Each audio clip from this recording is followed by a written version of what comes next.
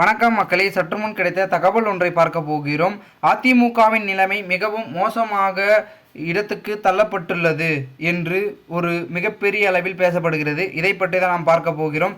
தகவலை பார்ப்பதற்கு முன்னதாக நீங்கள் நம்மளுடைய சேனலுக்கு புதிய பார்வையாளர்களாக இருந்தீர்கள் என்றால் மறக்காமல் நம்மளுடைய சேனலை சப்ஸ்கிரைப் செய்து வைத்துக் கொள்ளுங்கள் மக்களே.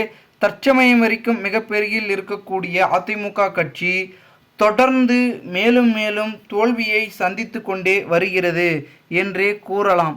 அதிலும் குறிப்பாக சொல்ல வேண்டுமென்றால் வேற்றுமைகள் மறந்து ஒன்றுபட வேண்டும் என்று அதிமுகவினரை ஒன்றிணைக்கும் முயற்சியில் ஓபிஎஸ் அழைப்புகளையும் விடுத்து கொண்டிருக்கிறார்களாம். அதாவது என்னவென்றால் அதிமுகவினர் அனைவரையும் ஒன்றிணைக்க வேண்டும் என்று ஓ பன்னீர்செல்வம் அழைப்புகளை தொடர்ந்து விடுத்து கொண்டிருக்கிறார்.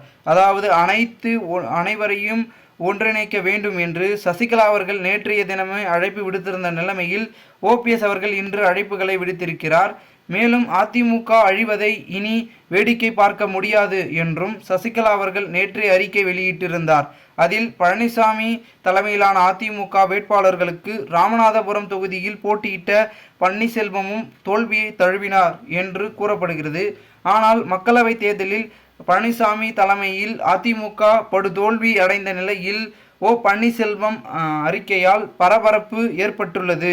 இரு தரப்பினரும் படுதோல்வியை சந்தித்த நிலையில் அதிமுகவினர் ஒன்றிணைய வேண்டும் என்று வலியுறுத்திய ஓ பன்னீர்செல்வத்தின் அறிக்கை வெளியிட்டுள்ளார்.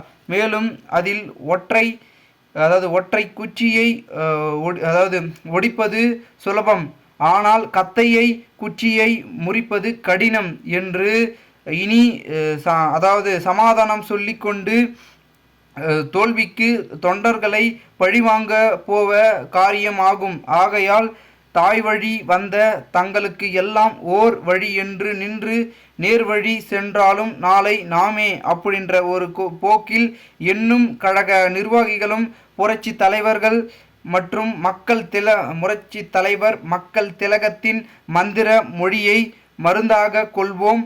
தமது வெற்றியை நாளைய சரித்திரமாகிவிட்டு மன மிகப்பெரிய அளவில் மகிழ மறந்து ஒன்று கூடி மன கசப்புக்களை துடைத்தெறிந்து 1.5 கோடி தொண்டர்களை ஒன்று ஆக்கும் ஒரு பிம்பத்தை காண்போம் என்று அவர் கூறியிருக்கிறார். ஜெயலலிதா உச்சத்தில் அமர்ந்திருந்த போது கட்சியையும் அவரது ஒப்படத்தையும் ஒன்றும் செய்ய முடியாத அளவிற்கு ஆட்சி இருந்தது.